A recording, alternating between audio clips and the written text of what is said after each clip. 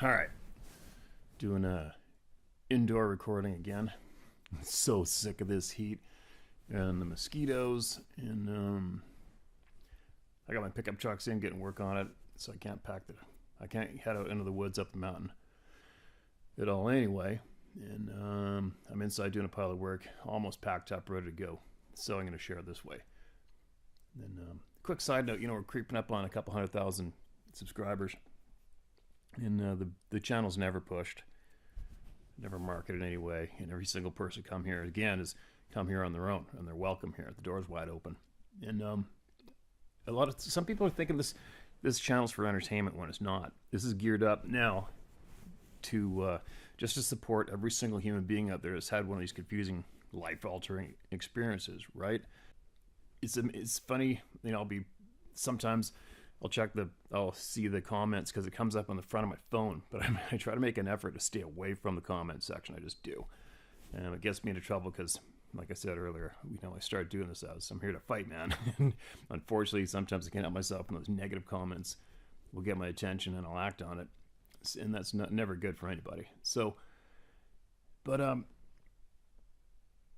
wonder how many, I kind of wonder how many people are here that have directly had an experience, right? I mean, I guarantee you that 100% of every single person that's had a confusing experience is here and supports this channel because it's helping them out.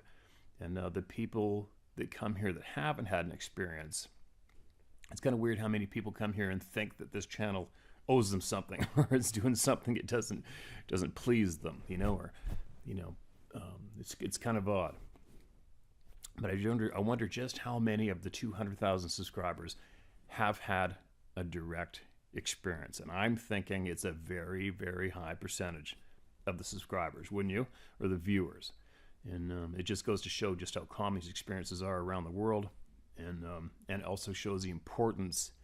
This channel is clearly showing the importance of how important it is to give the people their voice back. That is the key. That's the key to success in anything, in any topic. That is a very, very, very strong factor when it comes to making changes for the better around the planet. It's about the people. It's not about organizations. It's not about a group. It's not about an individual. But anyway, had a couple coffees as usual. I'm starting to babble. Maybe I'll stop myself now and get to some shares. Unfortunately, right now, this is the only way I can think of how to get all these voices heard, but it's one at a time. In a book form, I think is very handy. Like the second book's just sitting there waiting to be edited and get out, but haven't had time to do it. I think there's over 300 experiences that haven't even been heard in the second book, and I think that's a good way to get the voices out fast and more. I think that's a good way to get as many voices heard that way as well, but as we go here, it's going to be one at a time, right? I mean, you can't listen to more than one at a time, right? But anyway, all right, I'm babbling. Here we go. Steve, you can get my name. Never give a shit what anybody thinks. Rich Rusnak, Hastings, Pennsylvania. I don't like most people anyway, lol. My son-in-law and I went to camp late one night. He was in the back room splitting wood when something smacked the back wall really hard. He came running back in the front room with eyes as big as dinner plates. He was scared shitless because he didn't have his 460 mag on him. There wasn't anyone else around for miles. I also found a patch of trees with all the tops snapped off, about 6 or 7 feet high. There had to have been 20 or 30 trees snapped off. He also heard a grouse thump all night. I never heard that before at nighttime. I'm 57. I grew up in the woods. Our camp is in Clearfield County. There's a bar a few miles away that has a Bigfoot day every year because someone said they seen a Bigfoot crossing the railroad tracks close by. I thought it was all bull crap, but not anymore. P.S. The game wardens say that there aren't any big cats around here, but I've seen pictures and heard lots of people say they have seen them. Why do they lie to us about things that can kill us? They should be warning us. Keep up the good fight. You're helping more than you know. All right, man. Rich, thanks for that email, man. And yeah, the smack on the wall, experienced it firsthand. It's definitely not a fun experience. And why aren't they warning us? You know what? I'd say it's time to take that power and authority away from the they. It's all about us now. It's about the people. It was originally about the people, and the people were the power, not those pricks who take 65% of our money, not them. So it's obviously kicking them to the curb, which they've done to us numerous times. It's time for us to kick them to the curb, take the power back. We got the authority, we got the power, we got the word, we have the honest truths. That's what we're doing here. All right, just keep this ball rolling.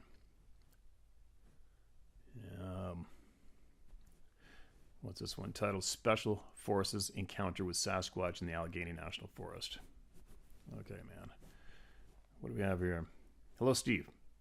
Thank you for what you do to expose the truth concerning these beings, the propaganda surrounding them, and how governments lie to us about everything.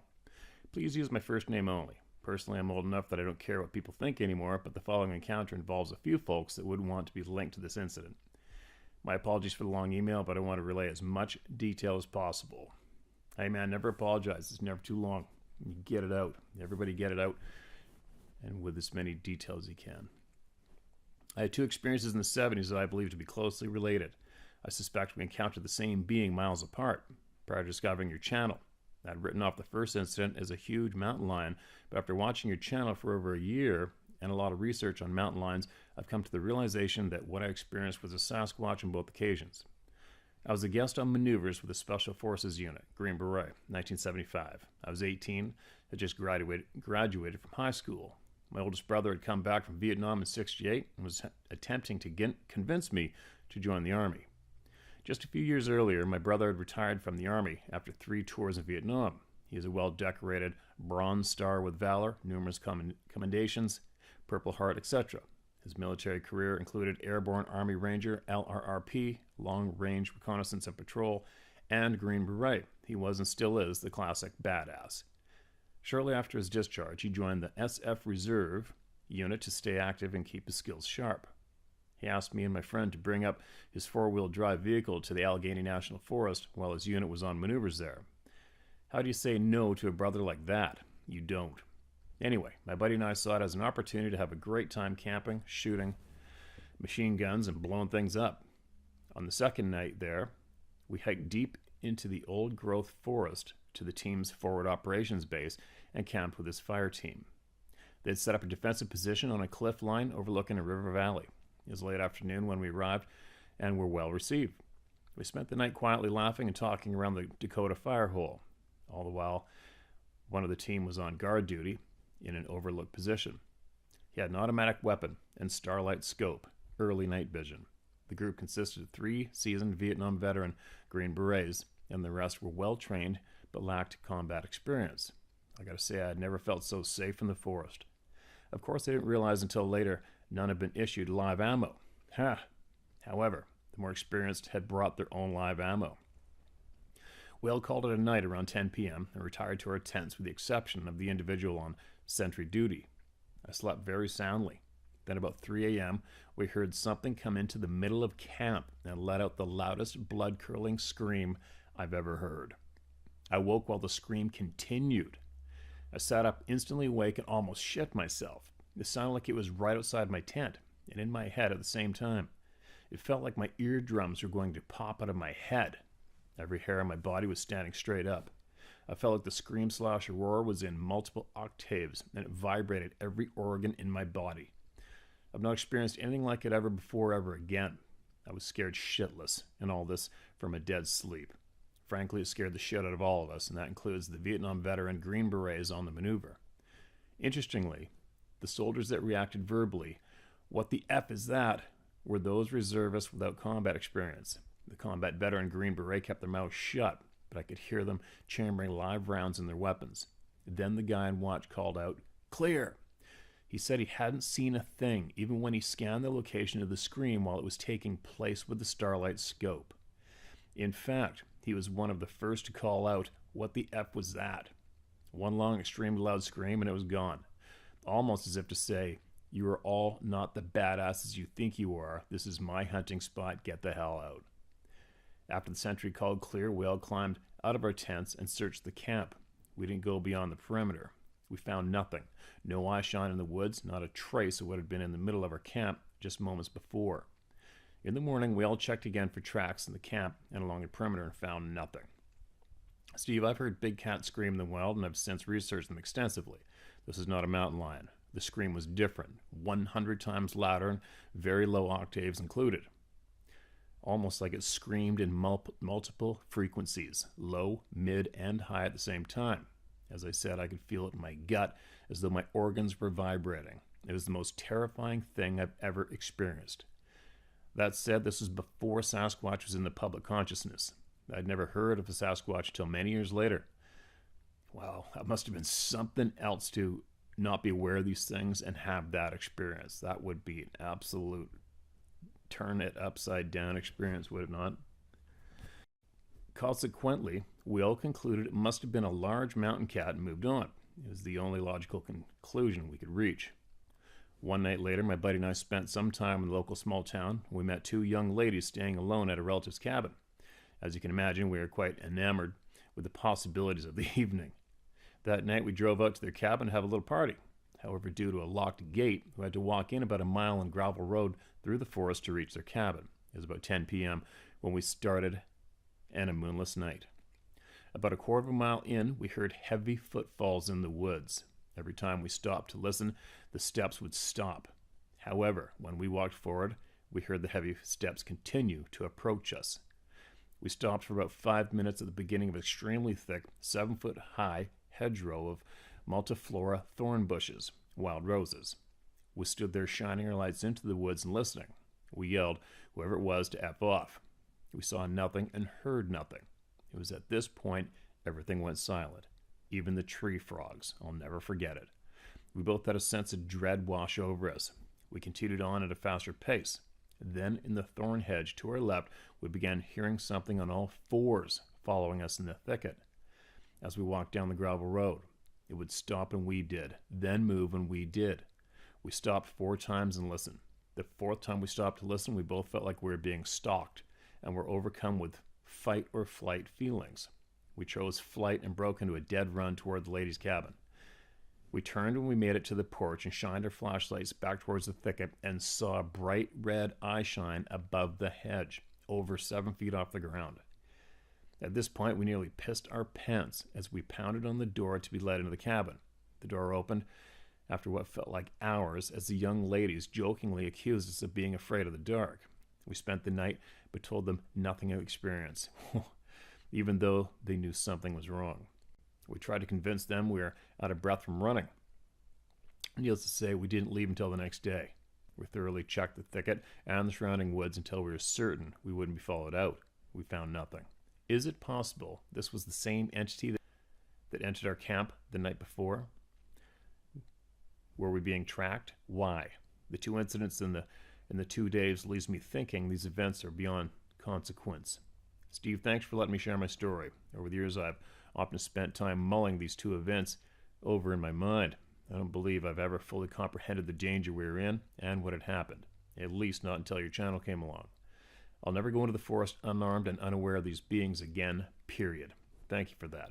Keep up the fight for the good in this world, Steve. We're all in your debt. Best regards, Steven. All right, man. Steven, thanks for sending that in, man. And obviously you found this channel. You've heard everybody else's experience being shared. You know that your experience, what you experience, has happened to freaking thousands of other people. Why these things pace us and parallel us blatantly, meaning they make noise to let you know, I haven't a clue, man. I haven't a clue. How do their eyes glow in the dark? I haven't a clue. Obviously, it's not a monkey or a gorilla, right? Why people still keep on trying to convince the public that these things are just an unacknowledged game animal, I haven't a clue. But we're getting to the bottom of it. This channel's making a difference, 110%. Anyways, thanks for sending that in, and be sure to send in more if you come across knowledge that the people need to hear. Make sure you send it in, all right, man? And be safe out there. Here's another one. My weird experience in Alberta. All right, here we go. Hi, Steve. My name is Kevin Emart. I watch every day a new video comes out. Been watching since you told your own experience. Sorry about your loss, Mr. Macaroni. Thanks, Matt. Appreciate that. Here are my weird experiences, but first I'd like to say you have the dream job of my life being a hunting guide. I wish I was doing it also. I was 7 years old. My cousins and I were starting to play hide and go seek. I had the great idea to go outside and out in our garbage bin. I walked out of the house, saw a light on me. I looked up. I was staring into a big fireball in the sky. I closed my eyes to blink, then opened up again. Then when they opened up again, I was standing under the street light across the road. I lived and grew up in High Prairie, Alberta at the time, on the last street on the north end by a graveyard. Anyway, I ran inside to tell everyone I saw. Mom gave me a spanking for being gone so long. To me, I was gone for 1 second. To them, I was gone for over an hour and a half, closer to 2 hours. Holy shit. A couple years later, I was attending a survival camp in the area I live now to teach the young ones how to survive and hunt in the wilderness. We called it bush. We learned to build a campfire, lean-tos, call moose, track game animals, and trap for food, and how to sit by a lick to ambush game. After 4 days and nights, the morning of day 5, just before noon, myself and a couple others were walking back to camp along the river, which is like a wide creek in most places. Anyway, I spotted an enormous footprint in the sand, sunk in what must have been 6 inches deep and 14 or 15 inches long, and close to 6 inches wide. A fellow young camper went to get an adult who told us it was just someone playing a joke on us. Being kids, we just shrugged it off as being just that, a joke. Later that night, just before bed, we were all told to sleep with our rifles in our tents. In ours, we had a 30-30 Winchester Model 94. Loved them guns in my youth. In the morning, we were woken up to the same adult telling us to get packed up because something was walking around the camp all night just in the trees. So we just left our gear in the tent and threw it in the back of the trailer and left. Myself and cousin, who was only a few days older than me, began to jog out alongside the trailer due to there being no room in the trailer, and us being the only ones who did not have an ATV. On the way out, my cousin has this great idea to take a shortcut to cross through a field, close to half a mile from the gravel road and the house, so we both took off without telling anyone of our plans. Halfway through the field, this giant thing, which we could not see clearly from the distance it was from us, from the opposite side end pops out this thing we thought to be a huge grizzly standing on his hind legs. My cousin starts shooting at it, and I said, "Don't waste the bullets, just run." We ran as fast as we could for at least 400 meters, thinking it was going to get us. I knew when I was older that it was not a bear because bear are not that tall. The grouse is up to her chest. This thing could be seen towering over the grouse like it was only up to its lower thighs. Never had another experience till summer 2020 while working for the government as a supervisor for forest firefighters. I was out doing a site visit by a fire lookout tower and came across a huge print in the mud being about 5 inches wide and close to 14 long. I looked around and said, "Please don't bother me. I'm no threat and I'm not here for you." I did take a picture of the track, but like you say, big deal. Keep the info coming. Thanks for the channel. Wow. Okay, Kevin. Thank you for sending that in, man. Appreciate it.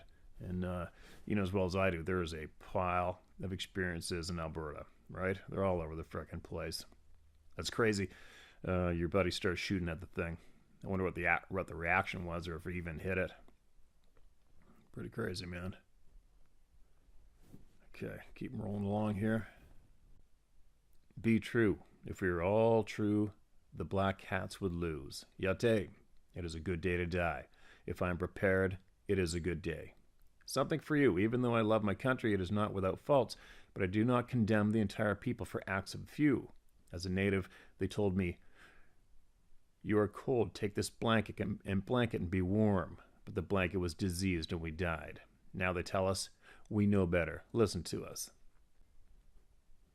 My answer to the woke: you think you are free, but you are slaves to a losing ideology. When I was young and knew nothing about the world, the mountain was a mountain, a cloud, and the waters were waters. When I was educated in the world, I began to understand, and mountains were no longer mountains, rivers, no longer rivers, and clouds no longer just clouds. They became something else. They were explained away. I was told they were illusions by academics. But now I'm older and my perception again has changed. And again I see the folly of academia and the education's definition of the world. when we accept as a child and perceive as a child this is truth and not the mere folly of academia explaining them away. Mark 10:15. Truly I tell you, anyone who does not receive the kingdom of God like a little child will never enter it. Yeshua. They educate the wisdom of you. They educate the wisdom out of you. True educator means to bring from within. Greater is he who is in you than he who is in the world. 1 John 1:5. I don't fight Creator Spirit. I recognize him because I have regained my mind. The leader people among any group says, "You are not educated." My grandfather, who escaped the Catholics' Indian eradication school in 1882, walked 2,000 miles at 10 years old. He said to me, "If a Harvard professor addresses me at Harvard, he would make me the fool with all his books and learned knowledge.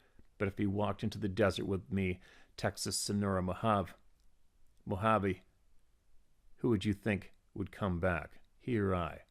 Knowledge is not wisdom. They are educating the wisdom out of our children. To my ancestors, to my brothers and sisters, to my Indigenous family. Why do your children die? Why do your women go missing? Because they listen to men who say, you are uneducated, you're just a stupid Indian. Drink this whiskey, eat this drug, and there is no one to defend your daughters.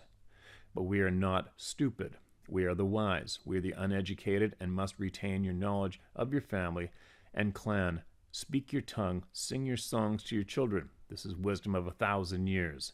Yet, hey, this is true. White, black, or red, or brown, or yellow. Your culture was given to you by the Creator, the Adonai Ori, the land, the Lord of the light, spoken into existence, maker of all things. Walk the blessing way. This is how we win. Well, Eric, appreciate that share, man. And I know there's a lot of First Nations people, all people listening, who appreciate your words and your honesty. Keep it coming. Everybody gets a chance to speak, man. Everybody gets heard here, no matter what. Everyone gets heard. And take from it what you will or leave it, all right, guys? It's up to you to decide. It's up to your instincts. You use your instincts, your gut feelings to guide you. Make sure you follow those rules, all right? You let your guts, your inside, your intuition, your sixth sense, you let that guide you. You are the authority on what or not to listen to anywhere, all right? And to take from it what you will or leave it. All right, here's a new one. This is a follow-up to Fort Campbell tornado story with a first note for me. Okay, I got that, and I'll share that what was meant for all of you. Greetings yet again, Steve. It is Justin from the Tornado/Hellstorm email. First things first, I want to thank you for sharing my experience with all your viewers and fellow seekers of truth and knowledge. I consider it tremendous kindness and honor to have my story told by a respected person such as yourself. I must admit that hearing you narrate my story, my experience was startling to me. Okay, man. Hey, thanks for those kind words, all right? And thank you for sharing what you have. I immediately spun into the state of recall in regards to that training exercise. I read a comment from a young lady who expressed that tornadoes generally pass through a small area relatively quickly. This made the 7 to 8 hour bunker retreat all that more odd. Now that I think about it, I remember sleeping in the bunker. I don't know that I or anyone else really slept at all, at least not peacefully. Upon reflection, I can recall that I was completely taken back and disturbed by an odor that night, a stench that perhaps I attributed to my fellow soldiers at the time. We had already been out in the field for several days without bathing. However, I'd been huddled in with soldier smells for years, and this seemed different to me. To be honest, Steve, that was one of the very few times that I felt truly vulnerable and fearing during my military experience. Kandahar offered a different spectrum of worry. You see, we were essentially asking for it. We were asking for a firefight with whomever was displeased with our presence there. Turns out it's a lot of people. This fear I felt in the bunker, it was different. It made me feel archaic and primitive. I don't perceive myself as irrational, but I can not pinpoint any logical reason as to why I felt so uneasy during this experience. After all, my late Aunt Caddy drove us through a tornado in Kentucky when I was about 13 or so.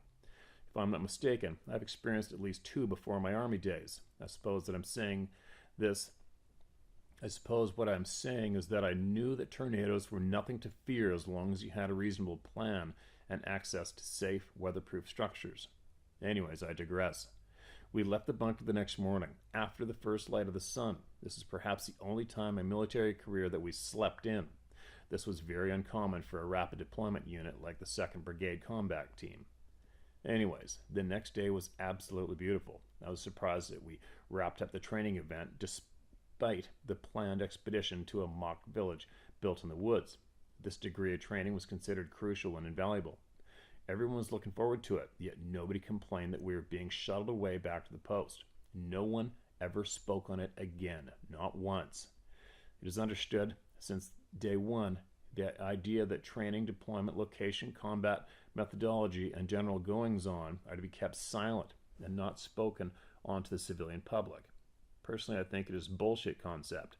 The secret clearance aspect of your military career. I believe in absolute transparency in every situation, especially when the military is at play, and even more so, the American military is involved. Let me tell you, Steve, they really do get into some shit. What initially pushed me to write the email, as well as this one, was your asking of the military or retired military to come forward. As far as any soldier, marine, sailor, or airman who experiences something beyond what has been offered in a public education spectrum, his/her humanness should supersede his or her oath to the military. After all, it's a contract, especially a ruse to shove the serviceman into a corner of obedience. As a retired infantryman with a Ranger tab, I can honestly say this. An order or guideline should be broken if it violates your ethical relationship to the world. No exceptions. Please pardon my rant, Steve. I continue with my story with the platoon getting ready to head back to the post.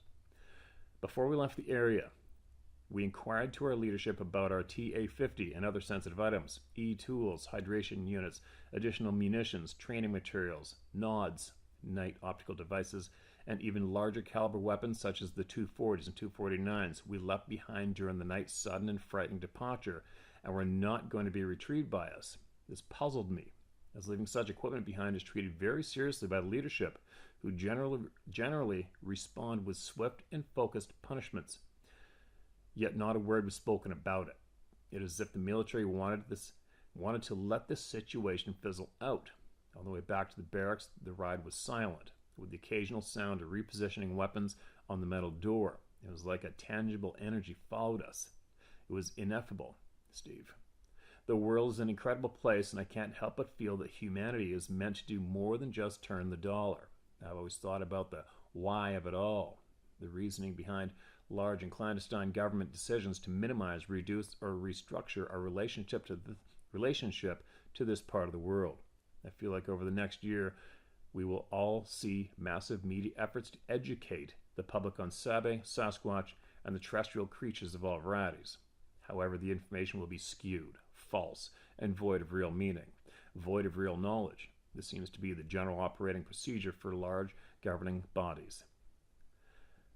Gematria warning. I don't know if you're aware of the United States' blatant esoteric history and public ritual, but it is highly fascinating. It would appear that the governing body is obsessed with it and considers the value of gematria, names, numbers, and public ritual greatly. Keeping in mind the Canadian government also has a nefarious and clandestine history of witches, warlocks, and remnants of the old world that is now shrouded in mystery. Here is a small yet interesting example of the synchronicity of number values, specifically the Jewish gematria of Sasquatch. The gematria Sasquatch value is 563. Other shared values of 563 are mutable element /563, variable and changing element. Interesting in regards to Sasquatch, is it not? Diana Frances Spencer /563. Diana, the late Princess of Wales, murdered in ritual fashion, having represented a symbolized new set of values and self-invention. The same year, the Kentucky Bigfoot Research Organization was created. I don't know much about them other than that it was the big deal for the state. Transcending time /563. Another interesting concept in relation to Sasquatch, End of reincarnation /563 is a proposed idea that we as people are, to some extent, intertwined with these beings. Is this why space and time tend to dissolve and restructure during encounters? Who knows, Yeah, interesting. All cultures have the antediluvian hairy man, the visitor from the stars, and now the disconnected relationship with them. I have for some time believed the theory that they, Sabe, Sasquatch, may serve as the genetic cradle for humanity, having represented the true evolutionary process before being tampered with by beings from another place. This is where old world Luciferianism comes into play. It predates Judeo Christianity and has only to do with the argument among these technology wielding beings. The argument that the degree of intellect and cognition of these newly formed humans needed balance to contrast to their celestial creators. Alas, the conflict arose, halting production efforts in lieu of warfare. This apparently left 3 or 4 templates of humans, 2 of which were very, very large. Giantism is found on every continent. I referenced earlier the old world. It has been said that there are beings living on the fringes of reality, or specifically the reality that we are told to believe. The Yazidi people of Iraq still carry this oral traditional accounting of early disc-shaped Earth and our shared space with these creatures. Sadly, between combatant ISIS and NATO forces, they've been mostly killed off or forced to migrate. Whether or not those 2 organizations are different is speculative. I do feel that this kind of knowledge, if there is any truth to it, is compartmentalized within various secret societies and offered as rewarded milestones. There's a master mason, a Marine, that blew his whistle by stating that technology was being used by Americans forces in Iraq and Afghanistan that projected the hand of God into the air, adding tremendous psychological strife to the unaware combatants, already stoked with religious fervor. It is a sensitive and complex issue. Which kind of information is categorized now? Why and by whom? I mentioned this time that all of this is intertwined. I still believe this. Anyway, Steve, I love the channel and grow more fond of it with each video shared. You're doing a fine service to human beings, and your efforts are seen by many. My thanks to you. I'm going to include 5 photos in this email which you have my permission to share. 2 are the Cadre, C-A-D-R-E, one of which being the first sergeant mentioned in the story. His name was Beck. The other man, tall, lanky, and stern, was Captain Dudish, who will also appear in this email. The other 3 are the training area, just for reference. This is where we ran situational awareness exercises, mortar responses, and other simulation drills. Perhaps we were being watched the whole time? Who knows? Much respect and support, Justin F. Justin, that's a great share. Absolutely appreciate it. I'm sure there's going to be many other people that absolutely appreciate that share as well. And it's funny when you mentioned what I've noticed. You know, the military, they get threatened with their retirement, with their income. Basically, get threatened with their lives if they were to share any information with the people. But what about those literally hundreds of thousands of veterans that are homeless? Kicked aside, kicked to the dirt like an old burger wrapper in the side of the street. What about all those people, right? And why are so many of them so messed up and homeless and discarded? I don't get it. But that fact alone would make me think, you know, you guys take your disclosures and round them up your ass. Look what you've done to the majority of these veterans. It's disgusting, including Canada. North American, I don't know about the rest of the world, but I know for a fact Canadian veterans have been treated basically like a pile of feces. And that is fact. And really makes me sick. So, again, maybe I'll repeat those words. If you are in the military and you have something that you want to share with the people who are more important than anything, the people, and you feel you have something that can help the people, share it here at sharemystory@howtohunt.com or tellmystory@howtohunt.com, and we'll get it to the people. No matter what, we'll get to it. And Justin, thanks again for sharing that email and the kind words, the supportive words, and make sure you share more. If you come across anything that will help the people, you make sure you get it out and share it. Okay, man? And everybody be safe out there.